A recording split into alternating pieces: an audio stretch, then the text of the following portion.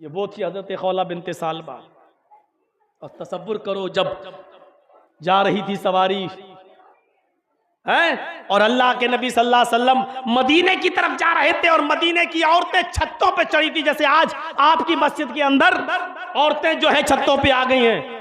हमारे जुबैर साहब कह रहे थे फिर पर्दे का मकसद क्या रह गया मौलाना साहब, यहां से आएंगी जाएंगी और मस्जिद से। सुनिए, अगर आपके पास डबल दरवाजे नहीं हैं तो औरत एक ही दरवाजे से जाएगी, आप नहीं रोक सकते हैं।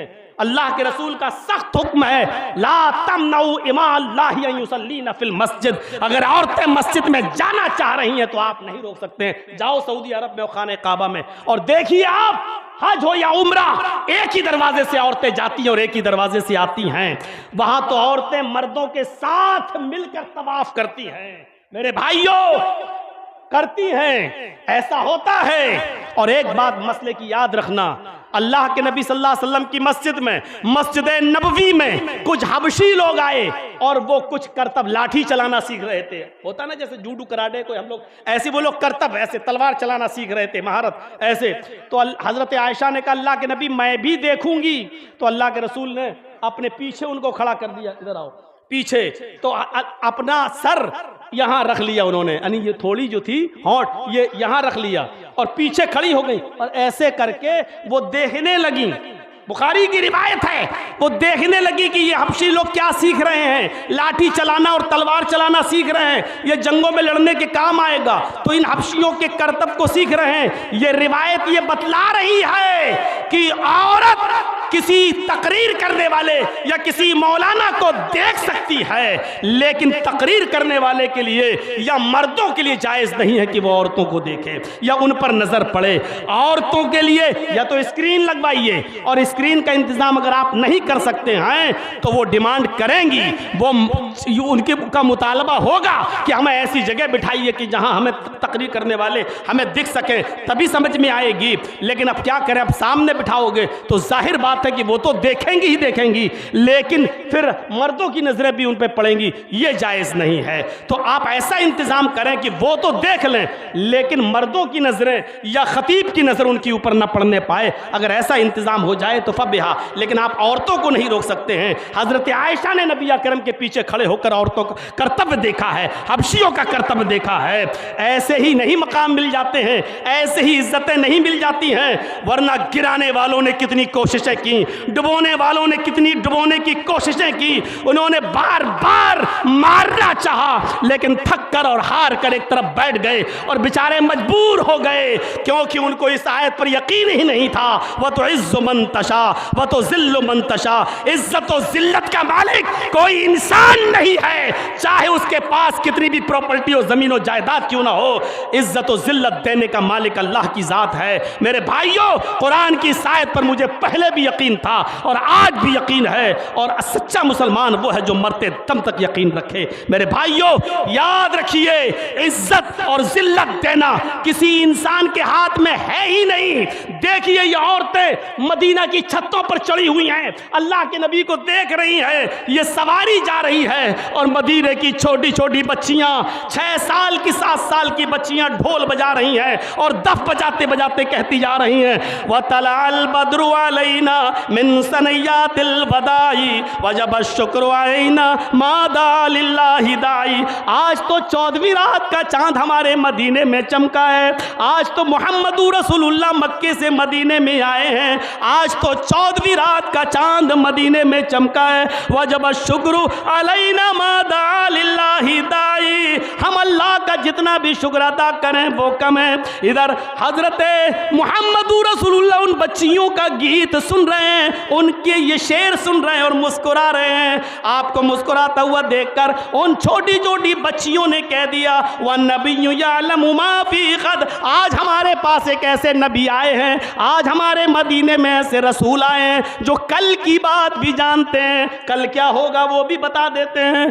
अल्लाह के नबी की आंखों में आंसू आ गए। आप अपनी ऊंटनी से उतरे और उतरने के बाद सबसे पहले उन बच्चियों के पास गए और उन बच्चियों से फरमाया दई हाजिल कलिमात, आए बेटियों, आए बच्चियों, ये मत पढ़ो कि तुम में एक ऐसे नबी आ गए जो कल की बात जानते हैं। ये मत बोलो अल्लाह की कसम मुझे नहीं मालूम कि कल मेरे साथ क्या होगा, ये इल्म तो सिर्फ अल्लाह को मालूम है। मेरी बेटियों ये छोड़ दो और वो जुमले पढ़ो जो तुम पहले पढ़ रही थी, यानी शिर्क गवारा नहीं। छोटी छोटी बच्चियों को लोग नजरअंदाज कर देते हैं, अरे ये क्या कपड़े, अरे छोटी बच्ची है, चलो क्या बात है, अरे उसने ऐसा कह दिया, अरे बच्ची है। मेरे भाइयों छोटी छोटी बच्चियों के जबान से अगर शिरकिया जुमला निकल गया तो अल्लाह के नबी ने उसकी भी इस्लाह कर दी, इनको छोड़ दो। इसलिए उतर कर आए, माफ नहीं किया। अगर आज इन बच्चियों के दिमाग में ये बैठ गया कि अल्लाह के नबी कल की बात भी जानते हैं, तो फिर जवानी में भी और बुढ़ापे में भी उनके दिमाग से नहीं निकलेगा। आज जरूरत है इस्लाह करने की मेरे भाइयों, इसलिए अपने बच्चों को अच्छे मदरसों में भेजो जहां सही इस्लाह हो सके। इसीलिए अल्लाह के नबी ने फरमाया जब बच्चा पैदा हो और जब वो बोलने लगे तो पहले अल्लाह अल्लाह बुलवाओ, जब वो और कुछ बोलने लगे तो ला इलाहा इल्लल्लाह कहलवाओ, और जब वो 7 साल का हो जाए तो उसको नमाज के लिए मस्जिद में उंगली पकड़ कर लेकर जाओ, और जब 10 साल का हो नमाज ना पढ़े तो उसको मारो और मार मार कर उसको मस्जिद में ले जाओ। मेरे भाइयों ऐसे ही नहीं कहा, ये अकीदे की एक इस्लाह है। तो यहाँ अल्लाह के नबी जा रहे हैं और वहाँ उम्मे अय्यूब अबू अय्यूब से कहती हैं काश अल्लाह के रसूल मेरे घर रुक जाते तो कितना अच्छा होता। अल्लाह के नबी कहते हैं, अबू अय्यूब कहते हैं अरे चुप, दिन में ख्वाब देख रही है क्या है? बड़े बड़े अमीरों के घर तो अल्लाह के नबी रुकते नहीं है, तेरे घर रुक जाए, क्या है तेरे पास? उम्मे अय्यूब अंदर चली गई। मैं पूरा वाकया नहीं बताना चाहता हूँ, थोड़ा सा शॉर्ट कर रहा हूँ, इसलिए कि मैंने पहले ही कहा था कि ये वक्त इबादत का वक्त है। मेरे भाइयों अल्लाह के हजरत उम्मे अय्यूब अंदर चली गई, उन्होंने वुजू बनाया और वुजू बनाने के बाद नमाज पढ़ी 2 रकात और अपने हाथ उठाकर दुआ मांगना शुरू कर दी, अल्लाह अगर आज मोहम्मद रसूलुल्लाह मेरे मेहमान बन जाएं और मैं उनकी मेजबान बन जाऊं तो तेरा क्या बिगड़ जाएगा, तेरी रहमत में कौन सी कमी आ जाएगी? अय अल्लाह क्या एक गरीब घर को मोहम्मद रसूलुल्लाह की मेजबानी का हक नहीं है? ये दुआ मांग रही है और इधर औस और खजरज के बड़े बड़े सरदार अय अल्लाह के रसूल मेरे घर रुकिए, कोई तकलीफ नहीं होने देंगे, अय अल्लाह के नबी मेरे घर रुकिए, कोई तकलीफ नहीं होने देंगे। अल्लाह के नबी फरमाते हैं ऊँटनी की लगाम को छोड़ दो, ये ऊँटनी अल्लाह के हुक्म से रुकेगी, मेरे हुक्म से नहीं। अल्लाह जहां रोकेगा वहां रुक जाएगी और उसी का मैं मेहमान बन जाऊंगा। ऊँटनी जा रही है, अबू अय्यूब अंसारी के घर पे रुकती है, लेकिन अल्लाह के नबी ने कहा जब तक ये बैठेगी नहीं फैसला नहीं होगा। वो ऊँटनी रुकी और आगे बढ़ गई। अबू अय्यूब अंदर गए, कहा उम्मे अय्यूब क्यों दुआ मांग रही है, क्यों बार बार पुकार रही है? ऊँटनी तेरे दरवाजे से आगे बढ़ गई है। रुकी लेकिन बैठी नहीं, आगे बढ़ गई। उम्मे अय्यूब की दुआओं में तेजी आ गई।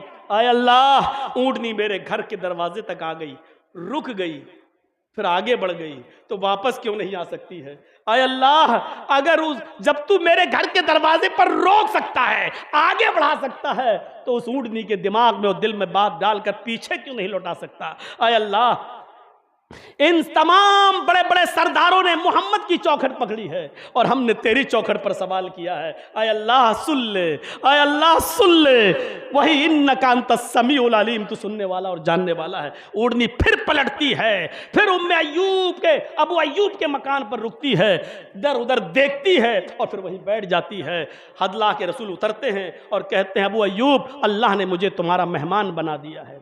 अबू अय्यूब अंदर जाते हैं, कहते हैं उम्मे अय्यूब अल्लाह ने तेरी सुन ली, अब दुआ खत्म कर, जल्दी से खत्म कर और मोहम्मद रसूलुल्लाह को घर में बैठाने का इंतजाम कर। कहने लगी थोड़ी देर के लिए और बाहर रहने दीजिए, मैं 2 रकात और पढ़ लेती हूँ। कहा अब क्यों पढ़ रही है? अरे हो तो गई, अल्लाह ने सुन तो ली। कहा 2 रकात वो पहले जो पढ़ी थी वो मैंने मोहम्मद रसूलुल्लाह को रब से मांगा था, अब जो 2 रकात पढ़ने जा रही हूँ वो अल्लाह ने मोहम्मद रसूलुल्लाह को मेरा मेहमान बना दिया, उसका शुक्राना अदा करने जा रही हूँ, उसके शुक्रिया के लिए नमाज पढ़ रही हूँ। फिर 2 रकात पढ़ी, उसके बाद में उन्होंने इंतज़ाम किया और अल्लाह के रसूल सल्लल्लाहु अलैहि वसल्लम उम्मे अय्यूब के मेहमान बन गए। मेरे भाइयों ये होता है दुआओं की ताकत।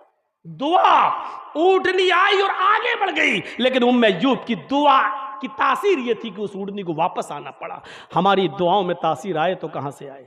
फिर वही बेरुंटोले वाली तकीर उठाकर परसों वाली फिर पढ़ना पड़ेगा, हम देखना पड़ेगा और सुनना पड़ेगा। हम अपने खाने पर नज़र डालें, हम अपने पहनने पर नज़र डालें, हम अपने बिजनेस पर नज़र डालें, हम अपने कारोबार पर नज़र डालें, हम अपने हलाल और हराम पर नज़र डालें, हम अपने रिश्तों पर नज़र डालें, हम अपने माहौल पर नज़र डालें, हम पड़ोसियों के साथ हमारा रहन सहन क्या है उस पर नज़र डालें, गैर मुस्लिमों के साथ हमारे ताल्लुकात कैसे हैं उन पर नज़र डालें, हम देखें कि हमारी ज़िंदगियों के अंदर तकवा कैसा आ गया है। फरमाया हज़रत आयशा ने 80 साल तक दुआएं मांगते रहो और कमर झुक जाए तुम्हारी कमान की तरफ, फिर भी अल्लाह उस वक्त तक नहीं सुनेगा जब तक कि तुम हराम लुक़मा नहीं छोड़ोगे और हलाल रोज़ी नहीं खाओगे। इस हदीस ने और हज़रत आयशा के इस जुमले ने क्लियर कर दिया कि दुआएं किनकी कबूल होंगी और किनकी नहीं। साफ कह दिया कि तुम्हारी कमरें झुक जाएं और तुम बूढ़े हो जाओ दुआएं मांग मांग के और लाठी लेकर चलने लगो, फिर भी अल्लाह तुम्हारी ज़बान से निकली हुई दुआ को तुम्हारे सर से एक बालिश भी ऊपर नहीं उठाएगा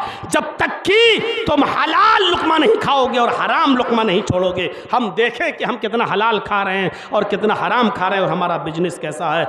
बस लग जाइए इबादत में। साथ में एक बात और कह दूं मेरे भाइयों, मेरे एक दोस्त हैं और भाई भी लगते